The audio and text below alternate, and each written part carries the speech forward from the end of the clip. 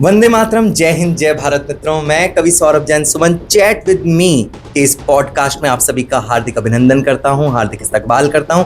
आज हमारे बीच एक ऐसी हस्ती हैं जिनको जब आप सुनेंगे तो आप लोगों को लगेगा कि वाकई इस चैनल पर, इस पॉडकास्ट में बड़ी बड़ी हस्तियां आप लोगों से रूबरू होने के लिए आती हैं। आज हमारे जो माननीय विधायक हैं, आज हमारे साथ अतिथि के रूप में वो विद्यमान हैं, विराजमान हैं। छावनी से जिन्होंने 3 बार चुनावों को जीता है, ऐसे आदरणीय श्री अमित अग्रवाल जी आज हमारे बीच में हैं। चाचा जी, मैं आपका बहुत बहुत स्वागत करता हूँ हमारे इस पॉडकास्ट में। आपका हार्दिक अभिनंदन है। आज हम उनसे बहुत सारी चीजें सीखेंगे। अमित अग्रवाल जी केवल विधायक नहीं हैं, अमित अग्रवाल जी एक बहुत ही बौद्धिक व्यक्ति हैं। अमित अग्रवाल जी एक बहुत बड़े व्यवसायी हैं। अमित अग्रवाल जी अगर माना जाए तो मेरठ की उन चंद लोगों में से हैं जिनको हम ये कह सकते हैं कि वो मेरठ की रीढ़ हैं। तो आइए आज चर्चा करते हैं हमारे लोकप्रिय विधायक आदरणीय श्री अमित अग्रवाल जी से। तो अमित जी, मेरा पहला प्रश्न आपसे ये है कि आपने राजनीति को कैसे चुना? राजनीति को चुना नहीं, राजनीति तो अपने आप हमें चुनती गई। मैं 8 साल का था जी जब से मैंने भारतीय जनसंघ का काम करना शुरू किया, और तभी से शाखा जाना शुरू किया राष्ट्रीय स्वयंसेवक तो संघ। पैतृक कुछ पैतृक नहीं, पैतृक तो नहीं था। हमारे पिताजी तो पुराने जमाने के सोशलिस्ट पार्टी के अच्छा आदमी थे, जयप्रकाश जी के अनुयायी थे। लेकिन आसपास का माहौल होता है, मोहल्ले का माहौल होता है, बस्ती का माहौल होता है, कॉलेज का माहौल होता है, स्कूल का। तो हम पढ़ते थे तो हमारे साथी जो लोग शाखा जाते थे तो उनके भाई शाखा में शाखा लगाते थे वो, तो वो हमको भी ले गए, तो शुरू हो गया जाना। बच्चों को खेल का, आज के ज़माने के अंदर तो बच्चा घर से नहीं निकलता, कमरे से नहीं निकलता, खेल के बहुत साधन है। तब खेल के साधन भी नहीं होते थे, तो एक यही रहता था कि गली मोहल्ले के बच्चे सब साथ गए, फील्ड में खेलने को मिल गया, तो उस नाते से शुरू हो गया। और उसमें वहाँ जाकर जो बौद्धिक होते थे, राष्ट्र की बात होती थी, देश की बात होती थी, तो उसी से धीरे धीरे जो है वो राष्ट्रभक्ति की भावना बढ़ती चली गई। उसी नाते फिर वो और संघ से बेसिकली आप जुड़े रहे? बेसिकली संघ से जुड़े। तो विद्यार्थी आज 63 साल हो गए। अरे 8वीं से आप बता रहे हैं। तो एबीवीपी से भी आपने? एबीवीपी में तो जिम्मेदारी लगी तो 1970 में एबीवीपी जो का काम संभाला मैंने जी। तब थोड़ा एबीवीपी बीच में यहाँ थोड़ा सा कमज़ोर हो गई थी, तो 70 में जो काम संभाला और 80 तक मैंने एबीवीपी का काम किया। कॉलेज मंत्री से और प्रदेश मंत्री तक का पद मैंने एबीवीपी में भी। बहुत बढ़िया। बीच में इमरजेंसी भी आई, उस इमरजेंसी में जेल भी गया, तो लोकतंत्र सेनानी का दर्जा भी मिला हुआ है, उसकी पेंशन भी मिलती है। वो एक बीच में एक अवसर आया था कि लोकतंत्र का गला घोटने का प्रयास इंदिरा गांधी ने किया था। आपातकाल लगा था, काला अध्याय था देश के लिए। बहुत लोग उसमें गए थे। लेकिन मैं समझता हूँ आजकल जितने राजनीतिज्ञ सक्रिय हैं या पदों पर हैं, सांसद विधायक हैं, उसमें से बहुत कम लोग 75 में जेल गए हैं, इक्का दुक्का है। जी। तो जिस समय आप छात्र अवस्था में थे, उस समय आप बता रहे हैं कि आपके पास प्रदेश का दायित्व एबीवीपी का था। पार्टी कैसे ज्वाइन करी, और पार्टी में आपने पहले संगठन निश्चित तौर पर ज्वाइन किया होगा, तो उसमें क्या क्या दायित्व रहे, विधायक तक का जो आपका सफर है? देखिए, मैंने कहा कि राजनीति ने हमको चुन लिया। हमने राजनीति नहीं चुनी, हमने तो संघ चुना था जी। संघ के काम में लगे थे। उसमें राष्ट्र बात होती थी, राष्ट्रभक्ति की बात होती थी, महापुरुषों की बात होती थी। तो उससे ऐसी पार्टी कौन है जो इस चीज़ को बढ़ावा देती थी उस समय?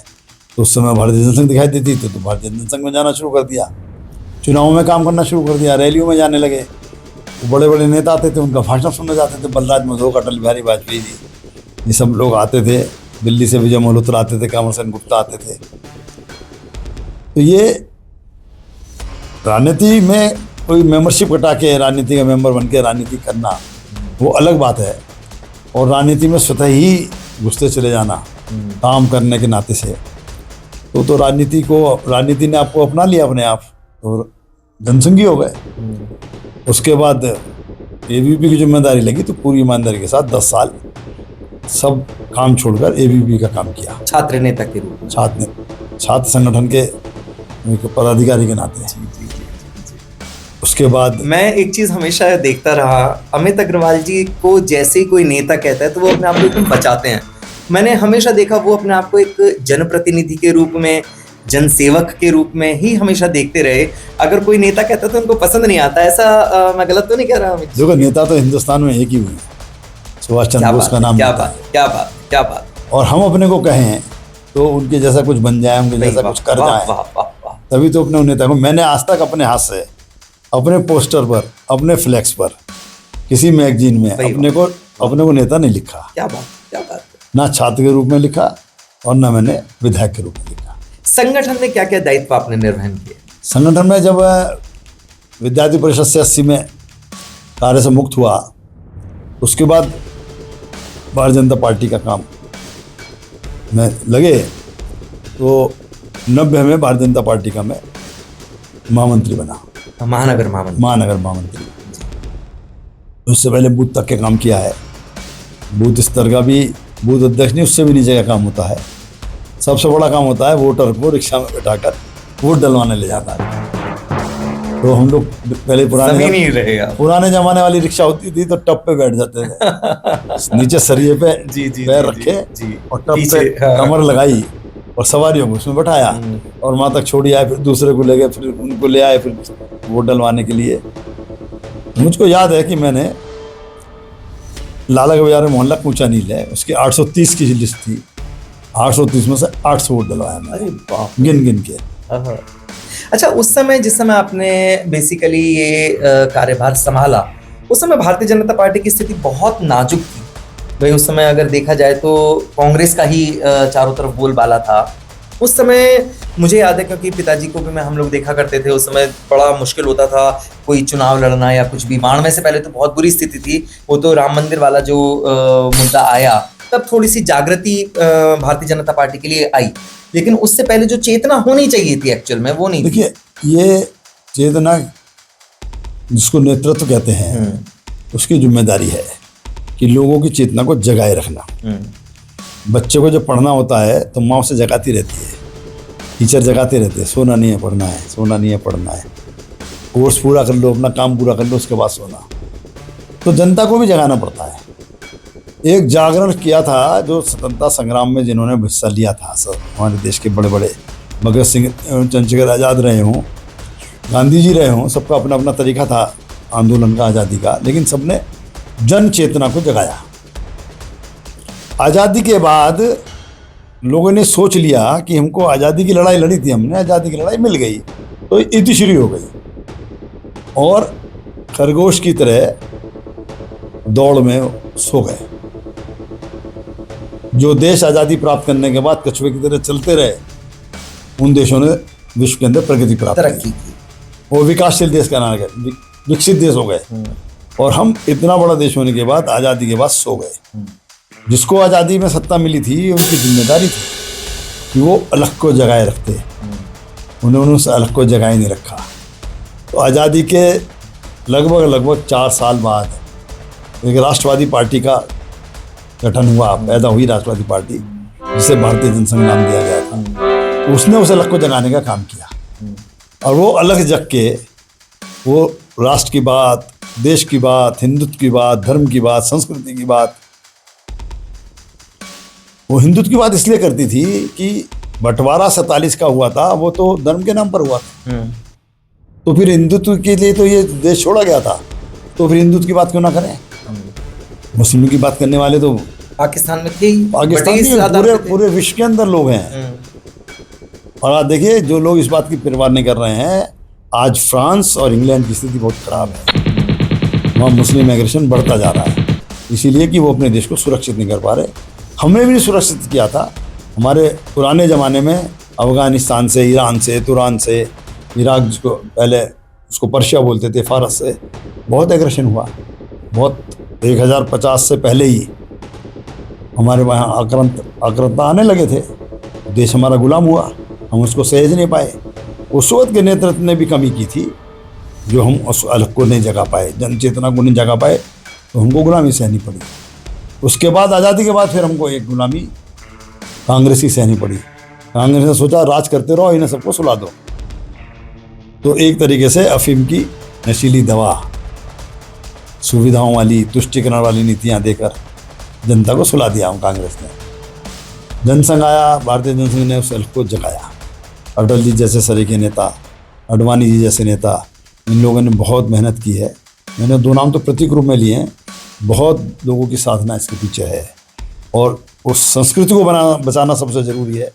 जो संस्कृति कहते हैं यूनान मिश्र रोमा मिट गए जहाँ से, यूनान मिश्र रोमा मिट गए जहाँ से, कोई बात है कि हस्ती मिटती नहीं हमारी। क्या बात है, क्या बात। तो हमारी हस्ती मिटती नहीं है, जिंदा है इतने 1000 साल की गुलामी के बाद भी। आज भारतीय संस्कृति, हिंदुत्व जिंदा है, सनातन जिंदा है। उसके पीछे कोई तो अवधारणा ही है। अच्छा, वैश्य परिवारों में अमूमन ये देखा गया है कि जो परिवार है वो ये प्रेशर डालता है कि बेटा अपना व्यापार करो, ये सब इन सब चीज़ों में कुछ नहीं रखा। तो एक वैश्य परिवार से संदर्भित होते हुए ये जो समर्पण आपका रहा, जैसा आपने बताया कि कक्षा 8वीं से आप लग गए थे इस काम में। देखिए, आपने जो बात कही, इतिहास साक्षी है। महाराणा प्रताप राजा थे। राजा खो देता है, अगर उठता है तो व्यापारी की सहायता से उठता है। क्या बात है भाई, वाह वाह वाह वाह वाह, भामाशाह। भामाशाह जी का उदाहरण दे रहा हूँ मैं। जी हालांकि भामाशाह जी की और महाराणा प्रताप के विचार और मन नहीं मिलते थे जी। लेकिन जब महाराणा प्रताप ने मेवाड़ खो दिया तो भटक भटक के, जंगल जंगल घूम के भामाशाह ने महाराणा प्रताप को ढूंढा। क्या बात। और सर्वस्व अर्पण कर दिया कि ये देश के लिए है, आप उठो, खड़े हो दोबारा, वाह। सेना इकट्ठी करो और जो कुछ भी है सभी तुम ले लो। और दे दिया उन्होंने सब कुछ। और महाराणा प्रताप खड़े हुए। अगर व्यापारी व्यापार नहीं करेगा तो ये देश कैसे चलेगा। वाह। आज जीएसटी, आप देखिए, लोग कहते थे व्यापारी चोर है, कांग्रेस के लोग कहते थे। सदन में, संसद में, विधानसभा में सुनते थे, कोई व्यापारी की तरफदारी लेने वाला व्यक्ति नहीं खड़ा होता था, कहते थे चोर है। आज वो व्यापारी है जो हर 3 महीने के अंदर 10% जीएसटी बढ़ा देता है। सरकार का रेवेन्यू रिकवरी जो है, कलेक्शन जो है, हर 3 महीने में 10% बढ़ती जा रही है जब से जीएसटी लागू हुआ है। तो आज इस देश को चलाने के लिए व्यापारी का बहुत बड़ा योगदान है और इस देश को बनाए रखने के लिए भी बड़ा योगदान, जैसे मैंने भामाशाह जी का आपको उदाहरण दिया। कर हाथ को कहते हैं ना, हाँ जी, और कर टैक्स को भी कहते हैं। हाँ जी। इन करों को कर ना लग जाए, इन एक नहीं 2 कर देंगे, एक नहीं 2 कर, एक टैक्स नहीं 2 टैक्स देंगे, मगर इन करों को करना लग जाए। क्या ये वो व्यापारी की सोच है।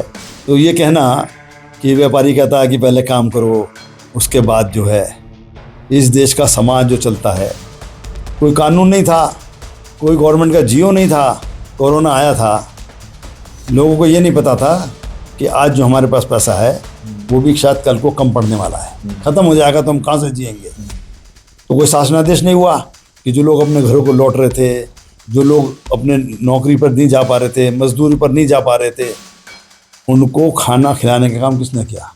व्यापारी ने किया। भंडारे आजकल आप देख रहे हैं, सावन चल रहा है तो हर जगह भंडारे हो रहे हैं। उन दिनों यही भंडारे लगे हुए थे कोरोना में। इस व्यापारी ने ये सोचे बिना कि कल को ये मेरा पैसा ख़त्म हो जाएगा तो मैं कहाँ से खाऊंगा, मेरा परिवार कहाँ से खाएगा, इसकी चिंता नहीं की। समाज की चिंता की, समाज को दिल खोल कर उसने दान दिया, समाज को दिल खोल कर उसने खिलाया। तो इस देश पर जब तक आपदा विपदा आई है, मैं देश नहीं कहता, मैं तो विश्व कहता हूँ, इस विश्व में जब आपदा आई है, इस व्यापारी ने साथ दिया। अमेरिका के अंदर दुकानें लूट गई, आपने देखा होगा टीवी पर।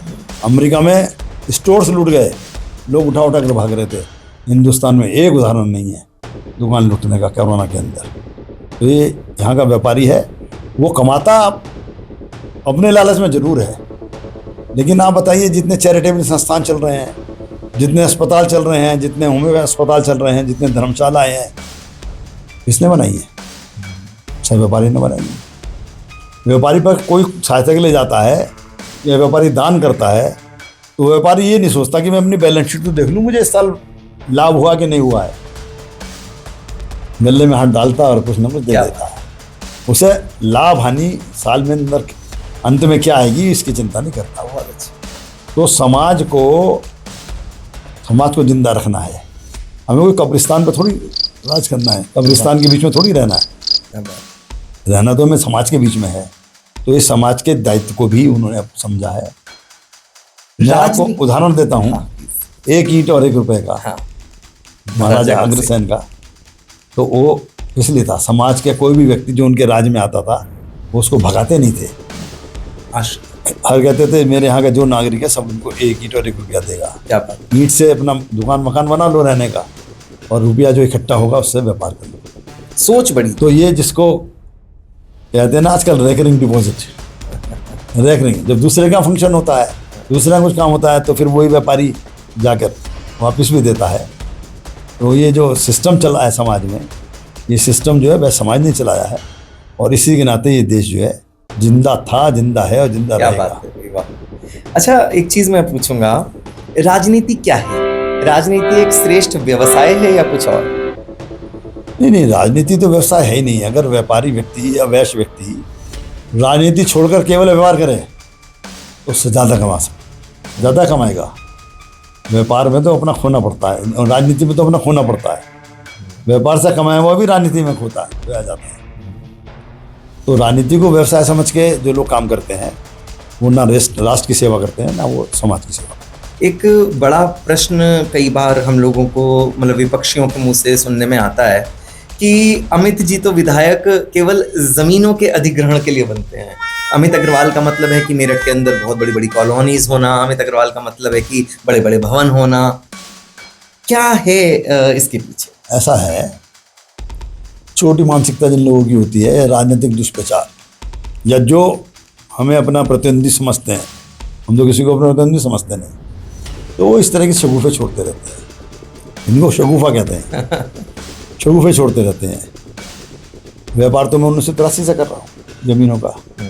विधायक बना मैं 1993 में। तो 10 साल उस 10 साल में मैंने 14 प्रोजेक्ट किए थे शहर के अंदर। तो कौन सा को मेरे को राजनीति से मिले थे क्या? और ना बीजेपी की सरकार थी तब। 93 तक तो बीजेपी की सरकार भी नहीं थी। तो ये कहना कि तो जो लोग राजनीति से कमाना चाहते हैं वही लोग ऐसी बातें कहते हैं। राजनीति में है ना, राजनीति में करिए, व्यापार करना है तो उसके लिए समय निकालिए, उसके लिए समय निकाल के काम करिए। आपके बेटे हैं वरुण, और बहुत मैं उनको देखता हूँ कि वो भी हर एक उसमें लगे रहते हैं। कोई भी सामाजिक काम हो उसमें बढ़ चढ़ करके वो हमेशा हिस्सा लेते हैं। क्या आप देखते हैं कि वो आने वाले समय में, मतलब आपके बाद का जो उत्तरदायित्व है वो संभालेंगे राजनीति में? देखिए, उत्तरदायित्व की जहाँ तक बात है, अभी तो व्यापार में लगे हैं, व्यापार कर रहे हैं। अभी व्यापार वही कर रहे हैं जी। मैं आजकल व्यापार नहीं कर रहा हूँ जी। इस बार तो जब से मैं बना हूँ विधायक, मैं ऑफिस 1 महीने में 1 बार भी नहीं जा पाता हूँ, व्यापारिक ऑफिस में। वही सब देखते करते हैं। और जहाँ तक राजनीति की बात है कि राष्ट्र का नागरिक होने के नाते वो उतना समाज में सक्रिय हैं। और समाज सेवा तो जैसे कहा आपने, वैश्य वर्ग में तो है ही। लोगों की सहायता करना, लोगों के लिए इमदाद करना, वो भी करते ही हैं वो। और पर्यावरण से जुड़े हैं, सेवा भारती से जुड़े हैं। जितनी आवश्यकता होगी उस हिसाब से सेवा करेंगे। और भी राजनीति में सक्रिय होंगे तो जैसा, मतलब बेसिकली ये उनके अपने गुण के ऊपर है, यदि वो सक्षम हुए। देखिए, राजनीति विरासत में तो नहीं मिलती। हाँ।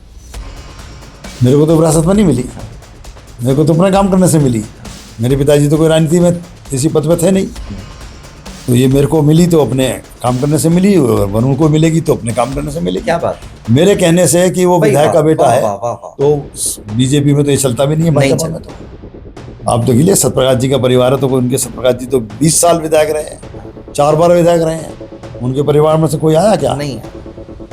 तो ना पार्टी ने उनके परिवार को विरासत समझ कर दी। तो ये विरासत नहीं है, और कोई इसको विरासत समझना नहीं चाहिए किसी को। बहुत अच्छी बात है। पार्टी के जितने भी कार्यकर्ता हैं, जितने नेता हैं, यही कारण है कि भारतीय जनता पार्टी आज भी अपने आप को ये कहती है कि हाँ, हम लोगों के अंदर ये जो पुत्रवाद है वो चीज़ें नहीं है, परिवारवाद है वो चीज़ें नहीं है। बहुत बढ़िया आपने बोला विधायक जी। मैं एक बात बोलूँगा, आपने एक लंबा काल विधायकी में निकाला है। जिस समय मंत्रिमंडल की बात आई उस समय पूरे के पूरे मेरठ को ये अपेक्षा थी कि हमारे यहाँ से सबसे सीनियर जो विधायक हैं वो आप हैं।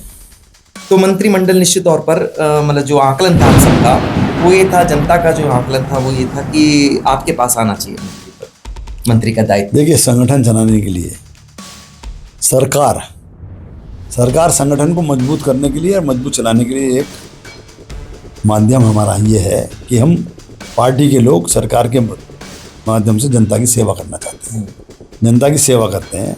क्योंकि बहुत सारी सरकारी नीतियां ऐसी वो बन जाती हैं, विपक्ष अगर सत्तारूढ़ होता है, कि उनके रहते हुए समाज की सेवा करना संभव नहीं हो पाता। तो सरकार चलाने के लिए समाज के सब वर्गों का सहयोग जरूरी होता है, और ऐसी पार्टी को चलाने के लिए भी समाज के सब वर्गों का सहयोग जरूरी होता है। हमें हर गली मोहल्ले के अंदर तक जाना है, हर वर्ग को अपने साथ जोड़ना है। तो उस नाते, जिसका एक बड़ा सरल सा उत्तर देता हूँ मैं, उत्तर प्रदेश में जो प्रथम 10 विजेता थे, टॉपर 10 टॉप की तो बड़ी वैल्यू होती है ना, टॉप 10। तो बीजेपी की जो टॉप 10 विधायक थे जो जीते मार्जिन से, एक भी मंत्री नहीं बनाए। वो पार्टी के लिए वो कोई क्राइटेरिया नहीं है। वो क्राइटेरिया पार्टी के लिए हर समाज के हर वर्ग में हमें जाना है। उस नाते पार्टी चयन करती है, और मंत्री बन जाने से पार्टी की सीनियरिटी में कोई फर्क नहीं पड़ता। तो जूनियर मंत्री बन जाएगा तो वो जूनियर ही रहेगा, जो पार्टी का सीनियर कार्यकर्ता है वो अपने काम की दृष्टि से सीनियर। बीजेपी में काम की दृष्टि से सीनियरिटी होती है। वैसे ये मानते हैं आपकी जो मंत्रिमंडल का बंटवारा हुआ वो बेसिकली जातीय ध्रुवीकरण पर? नहीं, जाति नहीं, मतलब मैंने कहा कि हर वर्ग के बीच में जाके काम करना है, और हर वर्ग को समाज का अंग मानते हुए उनके बीच में हमें रहना है। तो आपको प्रतिनिधित्व तो उनको देना ही पड़ेगा। इसका मतलब तो ये होगा कि जो बहुत सारे वर्ग हैं जो अपने बूते पर कोई विधायक जिता ही नहीं सकते, किसी सांसद को जिता ही नहीं सकते, तो उन्हें तो फिर कभी अवसर ही नहीं मिलेगा मंत्री बनने का। या क्यों, अब इसका सबसे बड़ा उदाहरण आप माननीय महामहिम राष्ट्रपति जी का ले सकते हैं। जिस वक्त से आती है उनकी कितनी वोट हैं? सही बात, सैकड़ों में वोट हैं उनकी। तो उनको पार्टी ने एक अवसर दिया, उस धरा से और आकाश तक पहुंचाया है। तो इस सोच के साथ पार्टी काम करती है।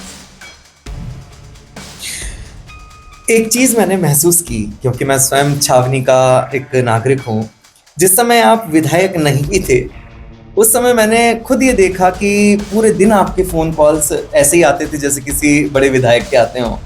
पूरी जो जनता का विश्वास था वो ये था कि अगर कहीं और काम हो भी या ना भी हो, अगर अमित अग्रवाल जी को कहेंगे तो वो हो जाएगा। तो ये विश्वास कैसे अर्जित किया?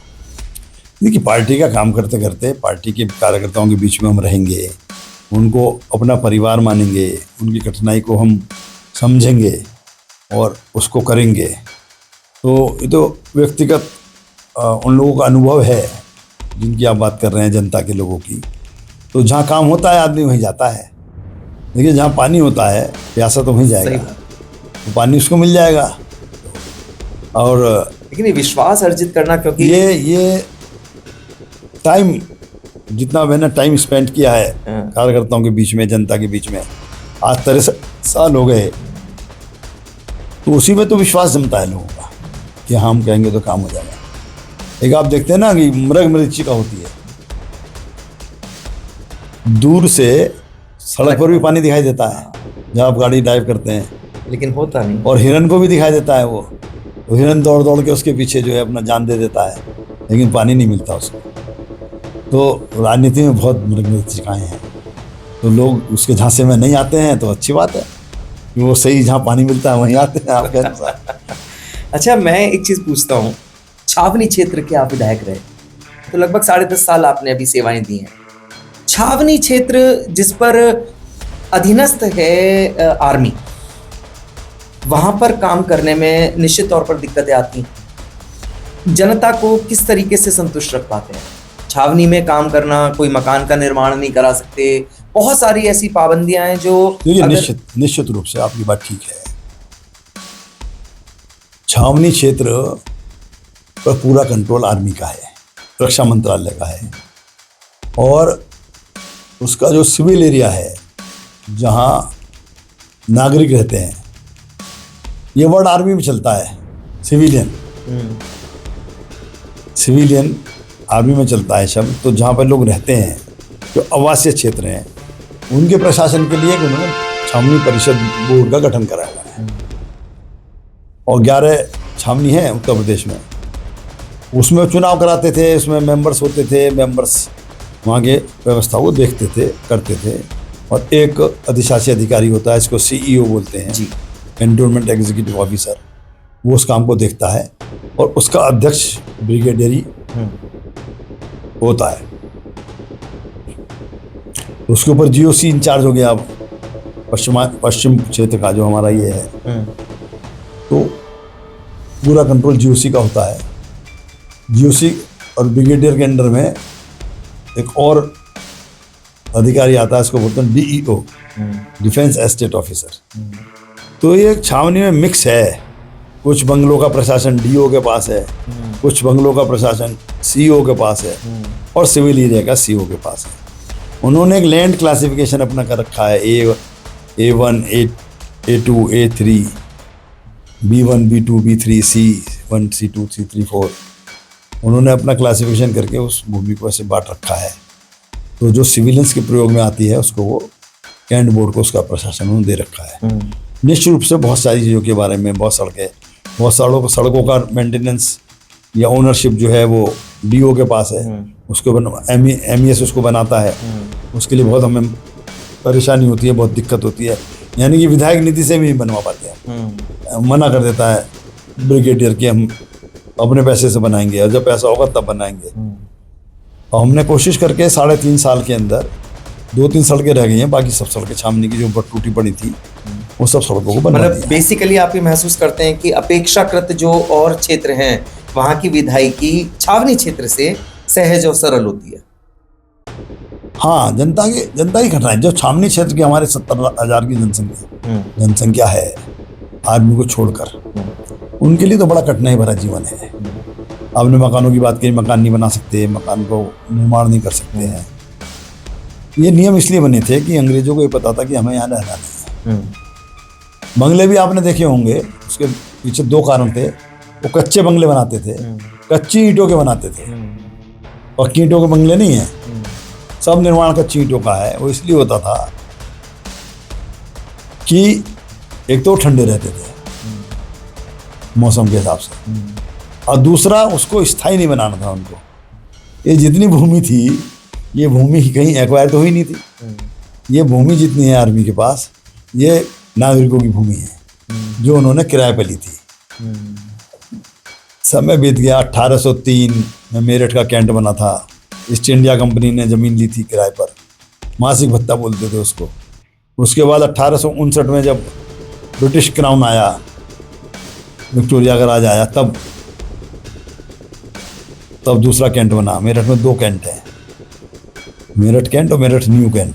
अच्छा, दोनों को मिलाकर हम उसको मेरठ कैंटोनमेंट कहते हैं जी।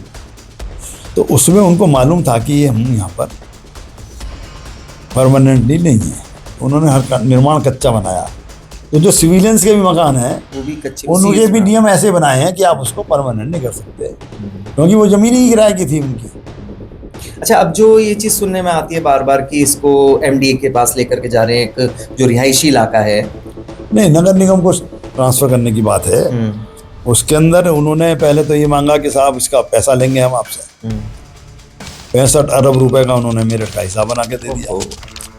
तो हमारे महाराज जी ने कहा, जो मुख्यमंत्री जी ने, कि भाई हम आपकी परेशानी क्यों ले, आप अपने परेशानी को आप जानो, हम आपके लिए, आपकी जो जनता है 70,000, उसका पालन पोषण भी करेंगे, उसको सुविधाएं भी देंगे, और जिसमें वो रह रहे हैं उसके पैसे भी देंगे आपको। मतलब असेट नहीं है, लाइबिलिटी है। लाइबिलिटी क्यों लूँ मैं आपसे?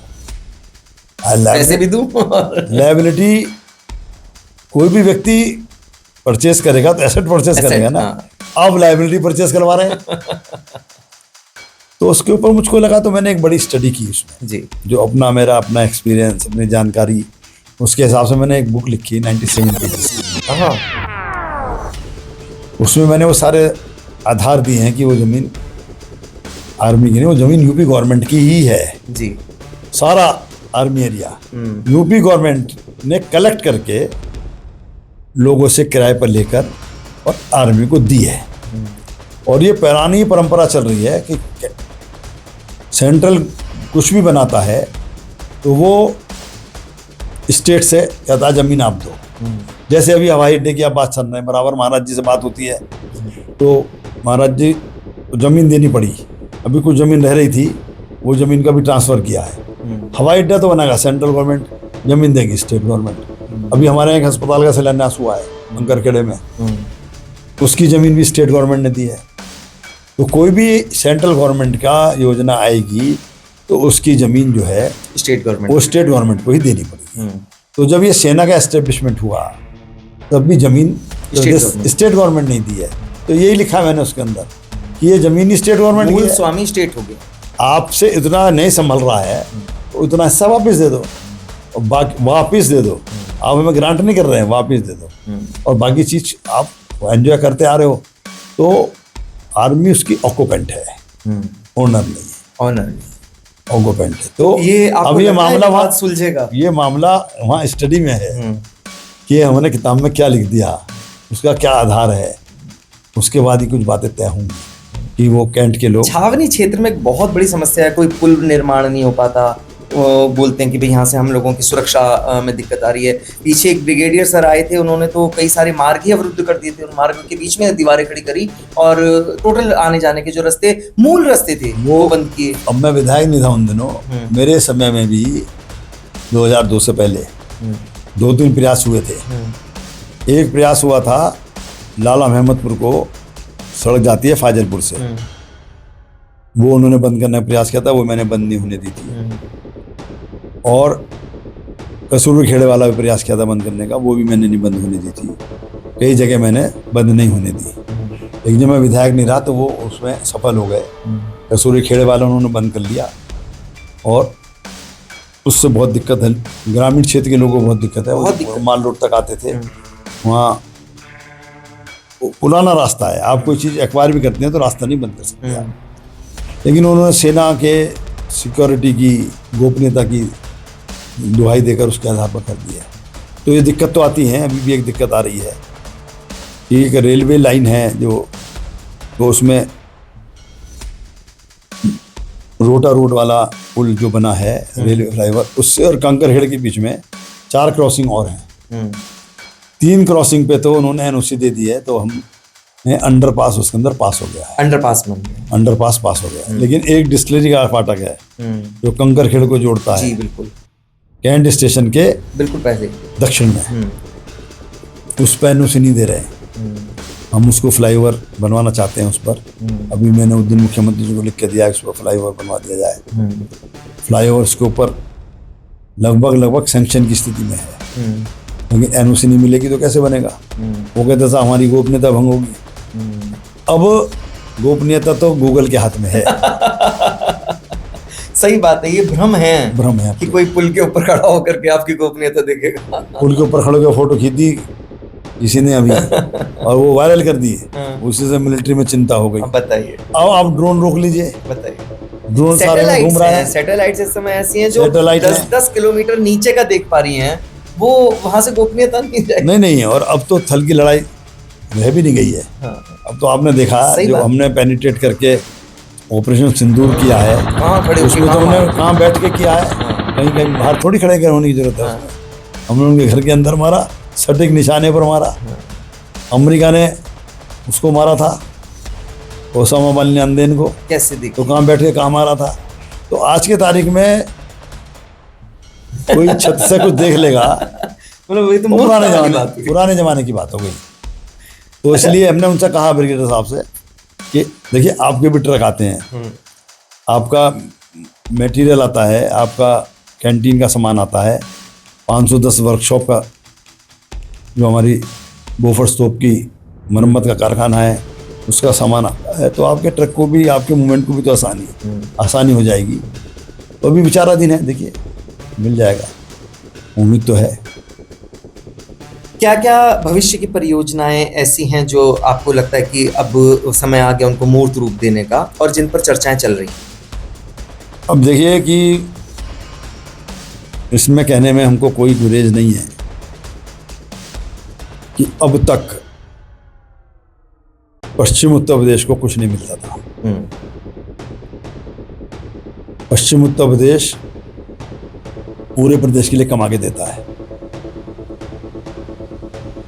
स्टाम्प रजिस्ट्रेशन से जो पैसा आता है, कलेक्शन होता है बेनामों से, उसका 53% पूरे यूपी का, पूरे यूपी का, पश्चिम नहीं, केवल मेरठ मंडल देता है, मेरठ कमिश्नरी। ओहो, और 46% जीएसटी का केवल मेरठ कमिश्नरी देती है।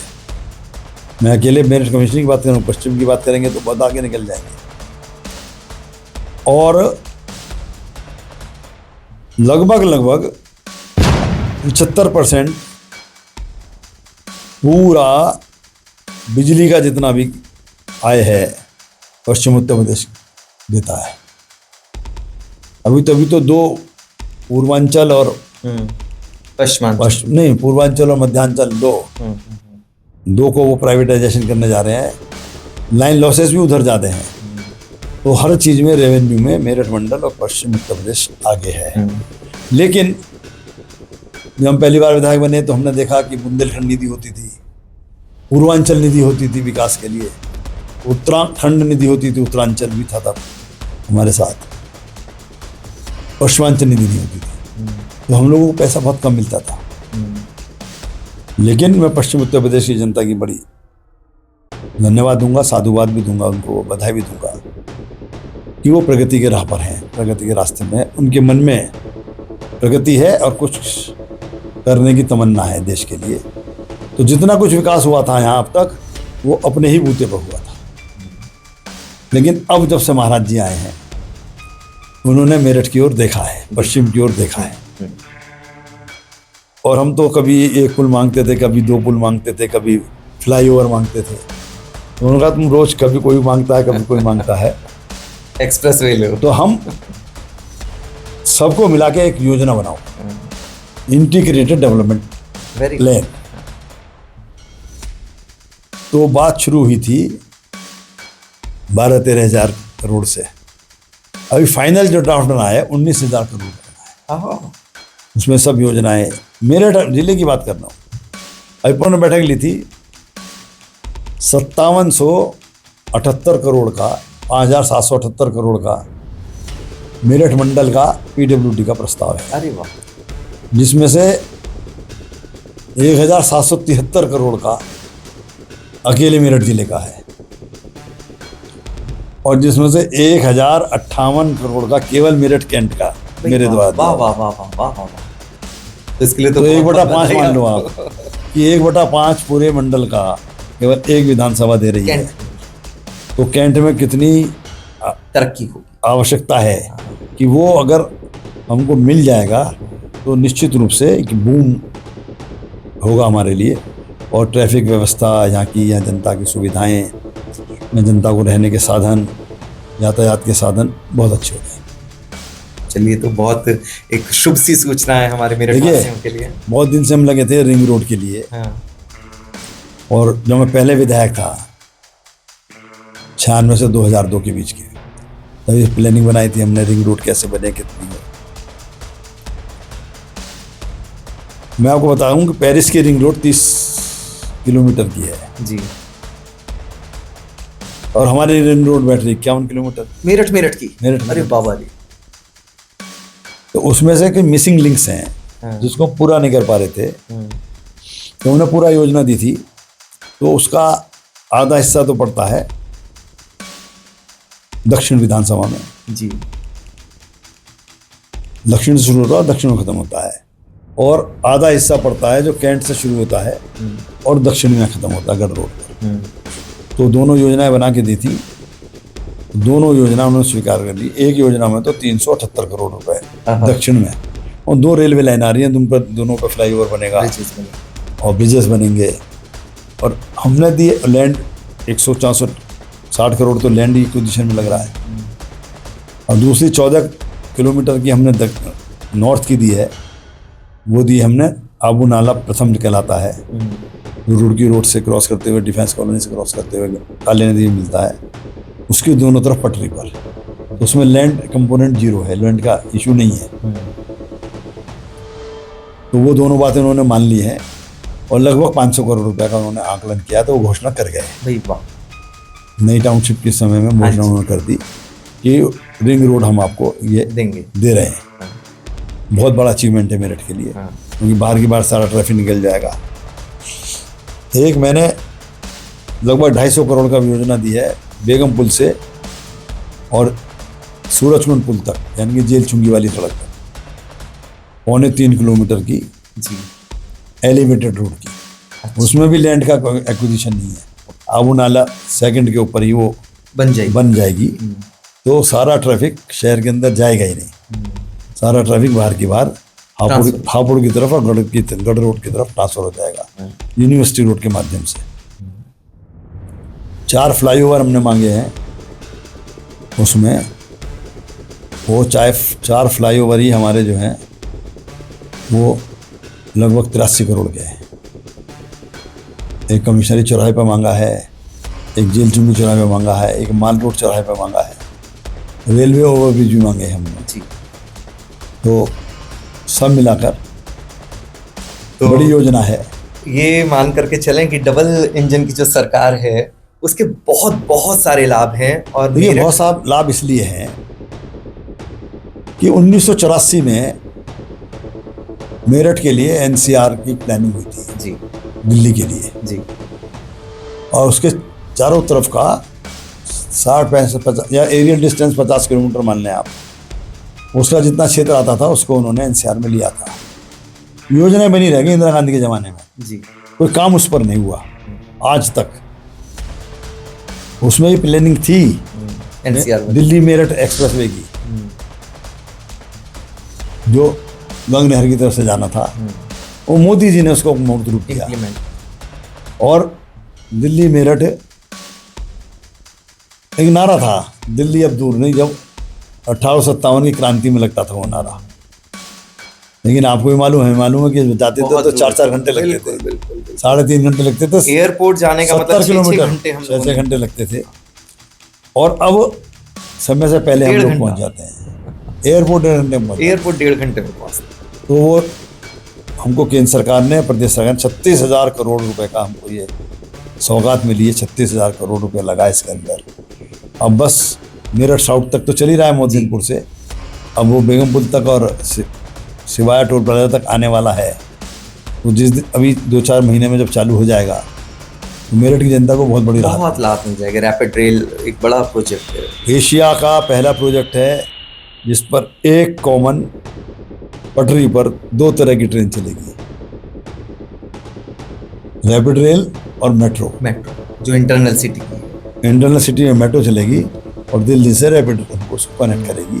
दोनों के टाइमिंग्स को मिलाना, दोनों को एक ही पटरी पर लेकर चलाना, ये अपने में एक अजूबा है, लेकिन मेरठ को मिला है। उत्तर प्रदेश का पहला खेल विश्वविद्यालय को मेरठ को दिया है। ओडीओपी में खेल सामान की खेल प्रोडक्ट्स को मेरठ को दिया है। और सबसे बड़ी बात यह है कि एक्सप्रेसवे मिल गया हमको ये मिल गया, और गंगा एक्सप्रेसवे मिल रहा है 2-4 महीने में, वो भी चालू होने वाला है। बहुत ही बढ़िया। तो लखनऊ कानपुर 4 घंटे में आसान पहुंचे और 6 घंटे में हम प्रयागराज पहुंच जाएंगे। तो जहाँ हरिद्वार का आनंद तो लेते ही हैं, तो प्रयागराज का आनंद भी मिलेगा। सही बात है, इतना ही देर लगभग वहाँ जाने में लगती है। बहुत बढ़िया। अभी देखिए कितना सोचना पड़ा, कुंभ में गए, कहाँ ठहरेंगे, इतनी भीड़ में कहाँ रुकेंगे, और जब गंगा एक्सप्रेसवे होगा तो क्या सोचना है, रुकना क्या, सुबह को चलेंगे, गंगा स्नान, त्रिवेणी का स्नान करेंगे और वापस आ जाएंगे। कहाँ रुकना, क्यों रुकना। विधायक जी क्या मैसेज देना चाहेंगे जनता को, छावनी की जनता को, मेरठ की जनता को? देखिए मैसेज तो जनता को पास अपने आप है, जनता ने बरत के भी देख लिया। 14 से मोदी जी की सरकार और 17 से योगी जी की सरकार। देश को जैसे सुला दिया था कांग्रेस ने और जागृति नहीं रह गई थी, आज बच्चा बच्चा जागृत है। सही बात। और सब बच्चों को पता है क्या गलत है क्या सही है। जितने रोज आतंकवादी, जितने रोज धर्म विरोधी, राष्ट्र विरोधी, जितनी बातें रोज उजागर योगी मोदी कर रहे हैं, और चुनौती इतनी बड़ी सामने खड़ी है अपनी जान की नापरवाह करते हुए भी, और उन सबसे जूझ रहे हैं और सफाया कर रहे हैं इनका। ये युद्ध जो है ये खाली सीमा पर नहीं लड़े जाते, युद्ध को जनता के बीच में भी लड़ाया जाता है, अपने एजेंट्स भेजकर, वहाँ के रहने वाले लोगों को अपना एजेंट बनाकर। वो सब हुआ, आप देख ही रहे हैं।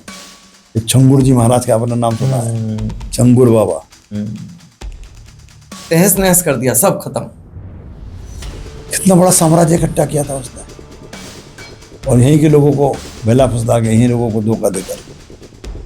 तो इस तरह के जितने भी हैं, नेपाल बॉर्डर पर देखिए आप कितने मदरसे, ये मदरसे तो कहने के लिए हैं, आतंकवादी अड्डे हैं। उत्तर प्रदेश में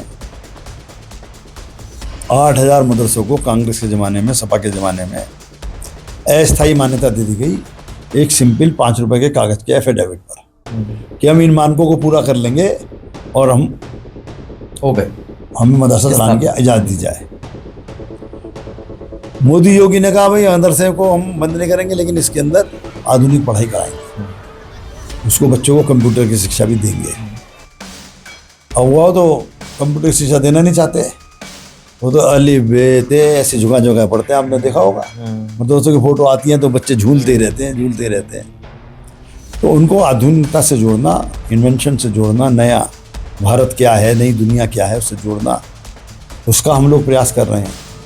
तो ये 8,000 मदरसे चल रहे थे, उसकी मान्यताओं को रद्द किया। मान्यता तो थी नहीं, अस्थायी थी ना, कि आप उसको पूरा कीजिए मानकों को। तो मानकों को पूरा ना करने के 800 तो पहले ही सरेंडर कर गए कि हम पूरा नहीं कर पाएंगे मानकों को। 20 साल से चल रहे हैं वो फर्जी एफिडेविट के ऊपर। अरे आपको खोलने तो अच्छे स्कूल खोलिए ना, अच्छे स्कूल खोलिए, अच्छे लोगों को अच्छी तरह पढ़ाइए, भारत के मुख्य धारा में जोड़ के बच्चे काम करें। वो जो आज कश्मीर में क्या बात, प्रयास कर रहे हैं, और इनसे उन्हीं का भविष्य बनेगा, पूरी कौम का भविष्य बनेगा। निश्चित रूप से केवल मुल्ला पैदा करना या कठमुल्ला पैदा करना या केवल मस्जिद में नमाज पढ़ाने वाला व्यक्ति पैदा करना, सही बात, उतने भर से इस देश का काम चलने वाला नहीं है। बहुत बड़ी आबादी है जो अल्पसंख्यक के नाम पर है, मुस्लिम है, और अल्पसंख्यक के नाम पर यही फायदा उठाते हैं। जैन हैं, सिख हैं, बौद्ध हैं, कोई नहीं लेता। मैंने तो पूछा भाई, सब मिला के 1% नहीं है पूरे। इनके लिए क्या किया है आपने आज तक? उन सरकारों ने कुछ नहीं किया उनके लिए। अल्पसंख्यक के नाम पर इन्हीं के लिए हुआ है केवल, और ये भी मुख्य धारा में काम नहीं करेंगे। ये केवल मस्जिद में नमाज पढ़ाने के लिए केवल बनाएंगे, तैयार करेंगे। अरे देश के लिए साइंटिस्ट बनाओ, कलाम की तरह। मैन पावर है, सही बात है। कलाम की तरह साइंटिस्ट बनाओ तो देश क्या का नाम दुनिया में होगा। आज हमें गर्व है कि हमारे यहाँ अब्दुल करीम छागला जैसे लोग हुए हैं, हमारे यहाँ कलाम जैसे लोग हुए हैं, हमारे यहाँ शफाकुल्लाह जैसे लोग हुए हैं। तो उनके जैसे राष्ट्रवाद बगने हैं तो हमें भी खुशी होगी कि हम सबकी कमाई का पैसा, हमारा टैक्स का पैसा अच्छे काम में लग रहा है। आज बहुत अच्छा लगा हम लोगों को कि हमारे माननीय विधायक जी ने हमें समय दिया। केवल एक फ़ोन पर मेरी चर्चा उनसे हुई और उन्होंने कहा कि मैं सहर्ष उस कार्यक्रम में आऊँगा। बड़ा मुश्किल होता है दर्पण के सामने बैठ पाना, जिसके चेहरे दागी होंगे वो आने से कतराएगा। मैं बहुत बहुत आभार व्यक्त करता हूँ माननीय विधायक जी का कि उन्होंने हमें समय दिया। बहुत बहुत धन्यवाद, बहुत बहुत आभार। मैं जल्द ही एक नए अतिथि के साथ, एक नए कलेवर के साथ, एक नए तेवर के साथ पुनः आपके साथ होऊंगा। तब तक के लिए आभार।